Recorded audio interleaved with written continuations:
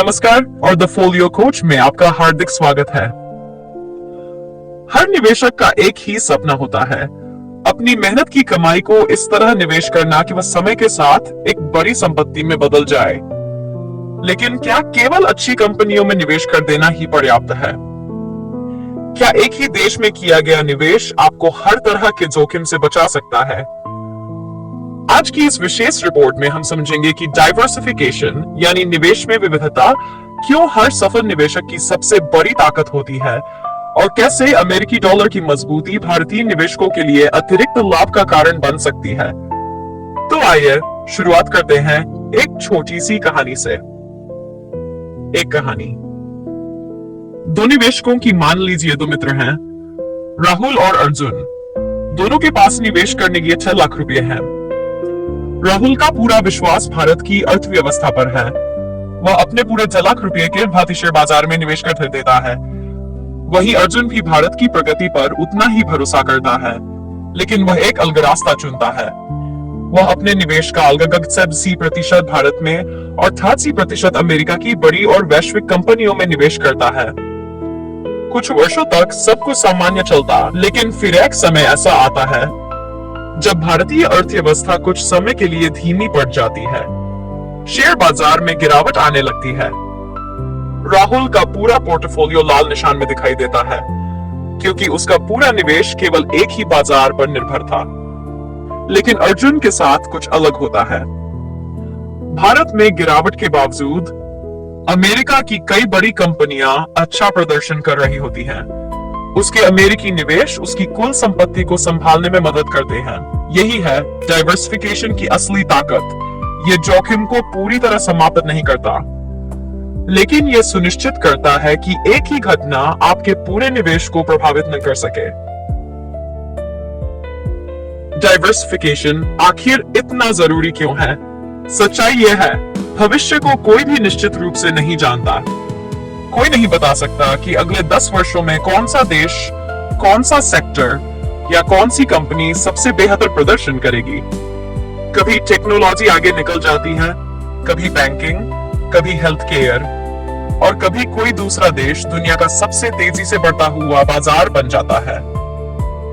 इसीलिए समझदार निवेशक भविष्य का अनुमान लगाने की कोशिश नहीं करते, बल्कि अपने निवेश को अलग अलग क्षेत्रों और देशों में बांट देते हैं।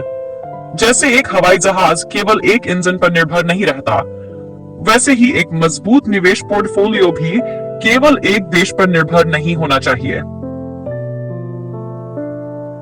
अब बात करते हैं अमेरिकी डॉलर की। ये एक ऐसा लाभ है जिसे बहुत से भारतीय निवेशक नजरअंदाज कर देते हैं।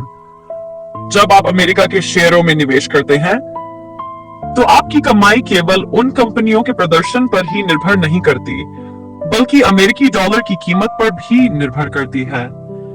इसे एक आसान उदाहरण से समझते हैं। मान लीजिए आपने अमेरिका में 1 लाख रुपए का निवेश किया। उस समय $1 था। कुछ वर्षों बाद आपके अमेरिकी निवेश का मूल्य 10% बढ़ जाता है और उसी दौरान डॉलर की कीमत $80 से बढ़कर $90 हो जाती है। अब जब आप अपने निवेश को वापस भारतीय रुपए में बदलेंगे, तो आपको 2 तरह का लाभ मिल सकता है। पहला, अमेरिकी कंपनियों की बढ़ी हुई कीमत और दूसरा, डॉलर की बढ़ी हुई कीमत, यानी एक ही निवेश से 2 अलग अलग स्रोतों से संभावित रिटर्न। लेकिन ध्यान रहे, हर कहानी का दूसरा पक्ष भी होता है।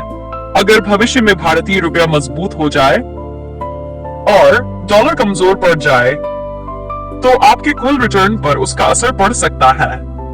इसलिए विदेशी निवेश को कभी भी जल्दी अमीर बनने का तरीका नहीं समझना चाहिए। इसका सबसे बड़ा उद्देश्य है डाइवर्सिफिकेशन। आज जिन तकनीकों का हम रोज इस्तेमाल करते हैं, artificial intelligence, cloud computing, semiconductors, वैश्विक हेल्थ केयर, इलेक्ट्रिक व्हीकल्स, इनमें से कई क्षेत्रों की अग्रणी कंपनियां अमेरिका सहित दुनिया के अलग अलग देशों में मौजूद हैं। जब आप अंतर्राष्ट्रीय निवेश करते हैं, तो आप केवल एक देश में नहीं, बल्कि पूरी दुनिया की प्रगति का हिस्सा बनते हैं।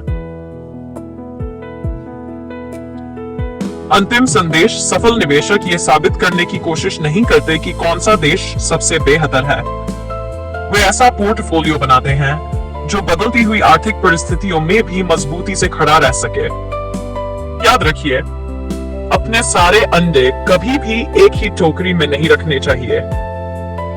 यही डाइवर्सिफिकेशन का सबसे सरल और सबसे शक्तिशाली सिद्धांत है, और शायद यही सिद्धांत आने वाले वर्षों में आपकी संपत्ति की सबसे बड़ी सुरक्षा भी बन सकता है। आज की इस विशेष रिपोर्ट में बस इतना ही। अगर आपको ये जानकारी उपयोगी लगी हो तो वीडियो को लाइक करें, अपने दोस्तों और परिवार के साथ शेयर करें, और ऐसे ही सरल और विश्वसनीय वित्तीय ज्ञान के लिए जुड़े रहिए। द फोलियो कोच के साथ मैं आपसे विदा लेता हूं। नमस्कार।